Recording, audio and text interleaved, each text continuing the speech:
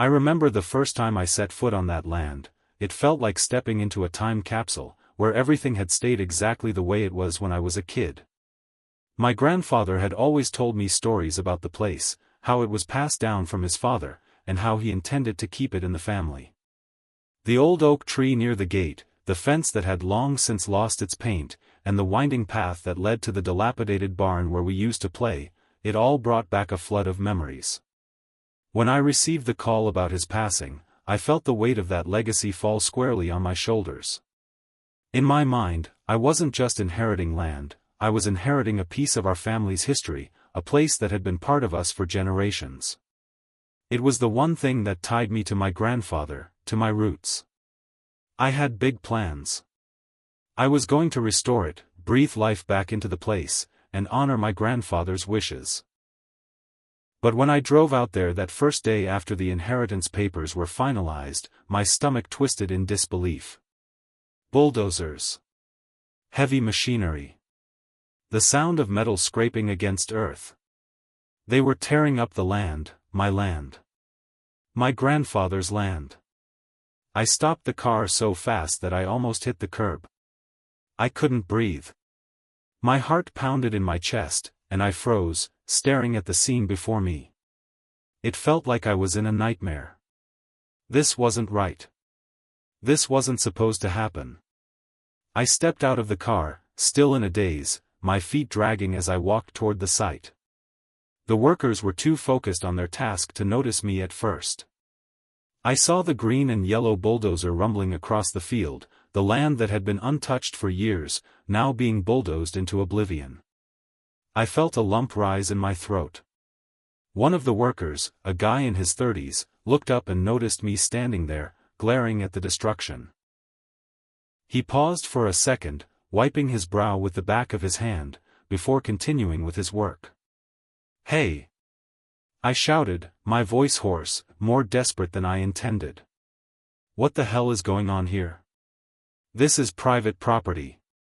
The worker shrugged, barely glancing at me. "It's not a big deal, man. Just some development. It's been approved by the HOA." My blood boiled at the mention of the HOA. The HOA? This land has been in my family for generations. My grandfather never sold it. He looked at me with a mixture of indifference and annoyance.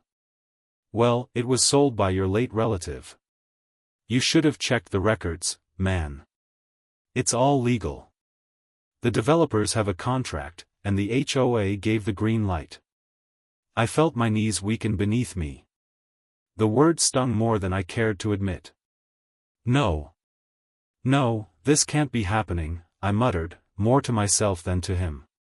As I turned away, the reality of it all began to sink in. Someone had sold my grandfather's land, someone had taken it, and now it was being destroyed for profit.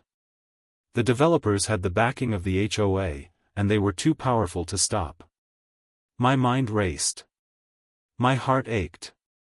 This was no longer just about the property, it was about something much bigger. This was about my family's legacy, about everything my grandfather had worked for being reduced to rubble for nothing more than money and greed. I knew right then that I wasn't going to let them get away with this. They were going to take more than just the land.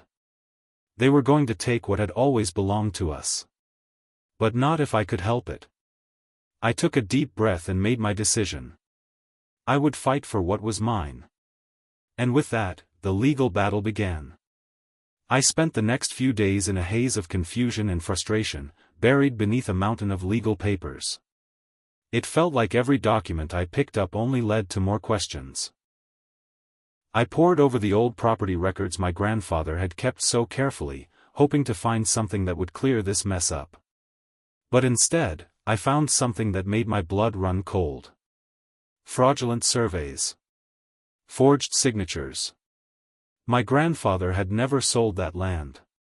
In fact, the deeds and contracts they were using to justify the development had been altered. I could hardly breathe as I stared at the documents in front of me, the proof staring me in the face like a slap. It wasn't just a simple mistake or an oversight, it was a deliberate act to steal what was rightfully mine. The whole thing had been built on lies, and the people behind it were counting on no one ever finding out. The realization hit me hard. This was bigger than I thought. I wasn't just up against a few bad actors, I was facing a network of corruption. They had used their influence to erase any trace of my family's ownership, and now they were bulldozing through our legacy like it meant nothing. I leaned back in my chair, rubbing my eyes as the weight of it all settled on my shoulders. How had this happened? How had I let this happen? I looked at the photo of my grandfather on the mantel, his proud smile forever frozen in time, and a wave of guilt washed over me. He had worked his entire life to preserve that land. And here I was, letting it slip through my fingers. But no. I wasn't going to let that happen. I slammed the papers down onto the table, forcing myself to stand. I was overwhelmed, yes, but I wasn't about to give up. Not yet. Not while there was still a shred of hope left. That's when the knock came. I opened the door to find her standing there, as smug as ever, the HOA president, Leah Sloan. She looked like she was ready to lecture me about something, her expression all polished arrogance. She stepped inside before I could even say a word. "Cal," she said, with that sickeningly sweet tone of hers. "I wanted to drop by and clear up any confusion you might have. You see, the land is no longer in your family's possession. The deal's been finalized. And we're simply doing what's best for the community." I felt my heart race. "What are you talking about?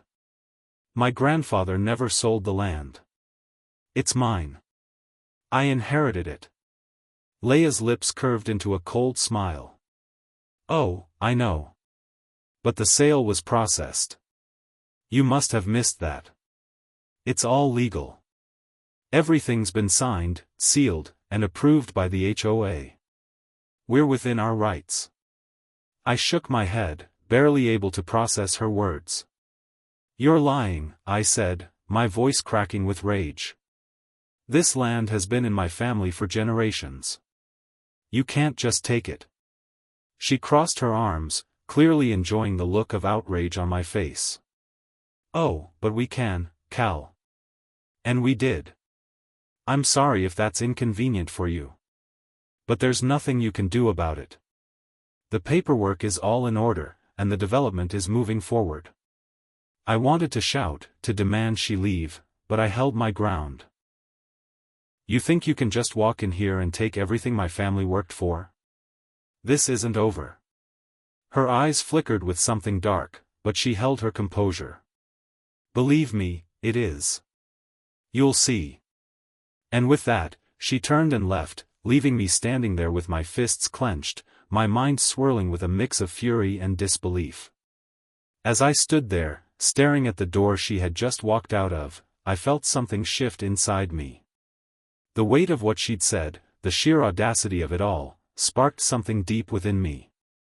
I wasn't just fighting for property anymore. I was fighting for everything my family had built, everything they had sacrificed. The fire in me burned brighter now. It wasn't just the land they were taking, it was my legacy. And I wasn't going to let them have it without a fight. I began to see the full scope of the corruption. The HOA, the developers, they weren't just some faceless enemies. They were powerful. Connected.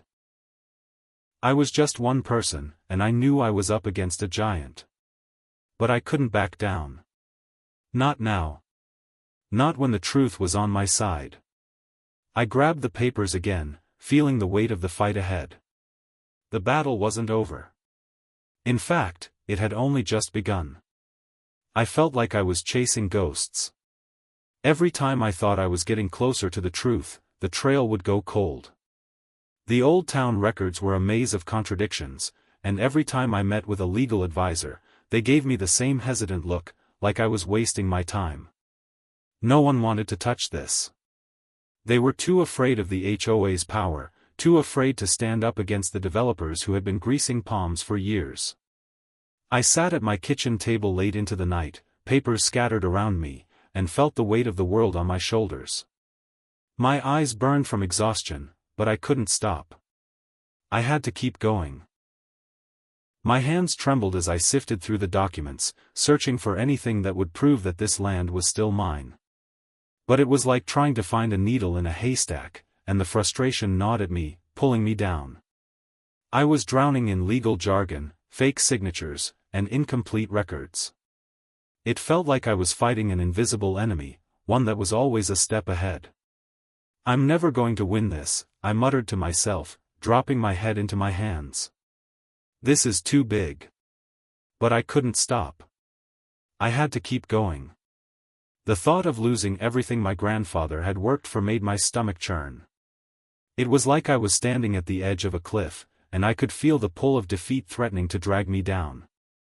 Still, every time I thought about giving up, I saw his face, my grandfather's face, proud and strong, the man who had built everything I was fighting for.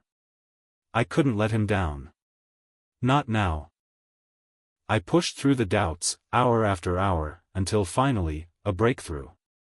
I found an old receipt, buried deep within the records, a payment made by the developers to a shady figure in the HOA, one who was long gone but whose name was linked to the sale of my property. I felt a surge of hope, a flicker of light in the darkness. I made a call to a lawyer I'd met years ago, Henry Barlow, a former classmate of my father. I wasn't sure if he'd even remember me, but I had no other choice. He answered on the third ring. "Cal?" His voice sounded surprised. "I wasn't expecting you to call. How can I help?" I explained the situation, my voice shaking as I laid out the evidence. "I need you to help me. I know it's a long shot, but this is my family's land. I have to get it back." There was a pause on the other end, and then he sighed. "I'll take your case, but you're in for a long battle. They'll fight you every step of the way." "I don't care," I said, my voice more determined than I felt. "I can't let them steal this from me." Henry's tone softened. "I'll help you, Cal. We'll figure this out." His support felt like a weight lifting off my chest. For the first time in weeks, I wasn't alone in this fight. With Henry's help, we started piecing together the fraudulent documents. It became clear that the developers and the HOA had been working together, systematically erasing my family's claim to the property. But now, with Henry on my side, I had a chance. But just as I thought we were making progress, the pushback started. Letters arrived, full of legal threats, trying to intimidate me into backing down. The developers had deep pockets, and the HOA had connections everywhere. They weren't just going to let this go quietly. A letter from the HOA president, Leah Sloan, arrived one afternoon. It was full of condescending threats, telling me to drop the case or face consequences. They were going to tie me up in legal battles for years, they said, and I'd never win. It was a blatant attempt to scare me into submission, and for a moment, it worked. The pressure felt like it was crushing me. I stared at the letter for what felt like hours, the weight of it threatening to break me.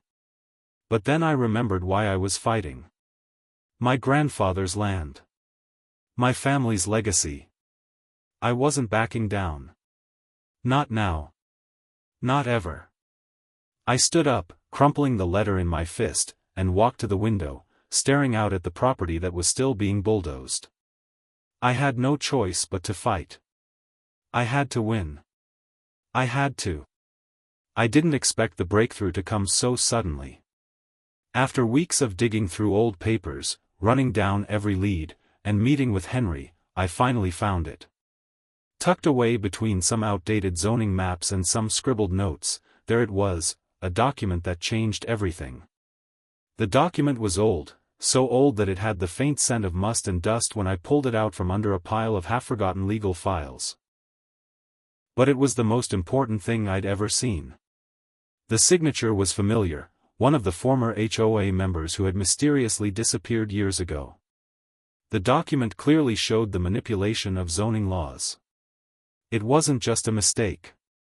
It was a deliberate move by the HOA and the developers to acquire land they had no right to. They'd altered the zoning to make the development seem legitimate, and they'd used the HOA's influence to cover their tracks. I felt my pulse quicken as I stared at the document. It was like holding a piece of justice in my hands. I knew that this was the evidence I needed to win, proof that everything they'd done to steal the land from my family was a lie. But I also knew that this wasn't the end. The real battle was just beginning. The developers and the HOA would fight tooth and nail to protect their interests. But I wasn't going to let them win. Not this time. I texted Henry immediately. Got it. The evidence. It's all here. His reply was almost instant. Good work. Meet me at the courthouse tomorrow. We're going in strong. The next morning, I stood outside the courthouse with Henry, my hands shaking in my pockets. The weight of what we were about to do felt heavier than anything I'd ever faced. I knew that today, everything would change. But I wasn't prepared for the storm of emotions that hit me as I stepped into the courtroom. Leah was already sitting at the front, her usual smug expression in place. She didn't even acknowledge me when I walked in. The developers were sitting behind her, their suits pressed, their faces tight. I could feel their eyes on me, trying to size me up. I wanted to march up to them, point at the evidence in my hand, and tell them it was over. But I knew better than to let anger take over. As the proceedings began, I stood up with Henry by my side. Your Honor, I said, my voice steady despite the storm inside me. I have the documents that prove this land was illegally seized. The zoning laws were manipulated, and the signatures were forged. This is not just a property dispute, it's a matter of justice. I held up the document, the one that had taken me so long to find. The room fell silent as I handed it over to the judge. The tension in the air was thick. Leah stood up, her face turning red. This is a complete fabrication, she shouted, her voice laced with anger. These documents are fake, and this man is just trying to cause trouble. I could feel my heartbeat in my throat. The room buzzed with murmurs, but I didn't back down. It's not a fabrication, Leah. You and your developers know exactly what you've done. And today, it ends. The judge reviewed the documents, his eyes narrowing as he looked from the evidence to Leah's increasingly uncomfortable expression. I believe I've seen enough, he said, his voice firm. The evidence is clear. The land belongs to you, Mr. Whitman. I exhaled in relief, my knees almost giving out beneath me. The developers looked stunned, their mouths open in disbelief. But it wasn't over yet. The judge turned to the developers. The construction on this land must cease immediately. Any further development is now prohibited. Mr. Whitman, you are granted control of the property. I stood there, in the middle of the courtroom, and felt the weight of victory wash over me. The land was mine. The fight was over. For a moment, I was too overwhelmed to do anything but stare at the judge. The truth had won. But then the relief turned bittersweet. I looked over at Leah, whose face was now a picture of defeat. She was trying to hold on to whatever pride she had left, but she knew it was over. The land had always been mine. And now, with this victory, I had reclaimed not just property, but my family's legacy. Standing on the land that had once been slipping through my fingers, I couldn't help but reflect on the road that led me here. The earth beneath my boots felt solid, like it was holding me up, anchoring me in this moment of victory. But it wasn't just about the land, it was everything that came with it. The fight. The struggle. The late nights, the sleepless hours, and the overwhelming weight of responsibility. I had fought not just for property but for something deeper. For my family's history. For my grandfather's legacy. The day the judge ruled in my favor, I thought I'd feel a rush of triumph. But the relief that flooded me wasn't as sweet as I imagined it would be. It was more complex. I had won, yes, but at what cost? I had seen what power could do to people. How easily it could corrupt, bend the truth, and destroy lives. I'd seen it in Leia's eyes, in the cold indifference of the developers. They weren't just after land. They were after control. And I had exposed their lies. The victory wasn't just legal, it was personal. I was no longer the person who stumbled upon an injustice, unsure of how to fight back. The person who was afraid to make waves. No, that person was long gone. This fight had changed me. I had become someone stronger, someone who understood the power of persistence. The power of standing up for what was right, even when the odds seemed impossible. I wasn't afraid anymore. And I wasn't going to let anyone, take what was mine. I walked across the field, my hand brushing against the overgrown grass, feeling the weight of my family's history in every step. The thought of losing it all was a nightmare I never wanted to relive. But I had stood my ground. And now, the land was mine again. No more bulldozers. No more developers. Just me, the land, and the legacy that had been passed down to me. As the days passed, the developers began to feel the consequences of their greed. The court had ruled in my favor, and they were forced to halt their construction. The contracts they'd forged were null and void, and their plans crumbled like sandcastles in the tide. Leia, too, faced her consequences. The HOA board removed her from her position, and the truth about her corruption spread like wildfire through the community. Her empire, built on lies, had crumbled, and there was nothing she could do to stop it. I couldn't say I felt sorry for her. Maybe I should have, but I didn't. People like her didn't deserve sympathy. They had taken too much already. As for me, I stood there, alone on the land, knowing that the battle wasn't really about property, it was about justice. It was about reclaiming what was mine and what should never have been taken in the first place. And now that I had won, the next step was to preserve it. I made plans to honor my grandfather's legacy, to make sure the land was taken care of for future generations. It wasn't just a victory for me. It was a victory for everyone who had ever been wronged, for everyone who believed in standing up for what was right. This land, this legacy, would endure. It would outlast the developers, the HOA, and anyone who tried to tear it down. Because in the end, justice had been served. And it felt damn good. I sat on the porch, the cool evening air wrapping around me like a blanket, staring out over the land I had fought so hard to protect. It felt surreal to be here, knowing that it was finally mine again, our family's land, reclaimed. The sun was setting, casting a soft orange glow over the trees, and I found myself lost in thought. It had been a long, grueling road, and there were times when I wasn't sure if I could keep going. The pressure, the doubt, the constant feeling of being overwhelmed, there were moments when I thought about giving up. I was just one person up against a corrupt HOA, powerful developers, and a system that was stacked against me. I didn't have the resources, the connections, or the influence they did. What made me think I could win? But as I sat there now, I knew that every sleepless night, every moment of frustration, every step I'd taken to fight for what was mine had been worth it. I had transformed through this journey. When I first found out about the injustice, I was unsure, fearful of what would happen if I fought back. But I wasn't that person anymore. The fight had taught me strength I didn't even know I had. I had learned to stand up for myself, for what was right, no matter the cost. I let out a breath, my gaze drifting over the land that had once felt lost to me, the place that had been torn apart by others' greed. Now, it was whole again. But more importantly, so was I. My grandfather's legacy was preserved, and with that, I had reclaimed my own sense of identity.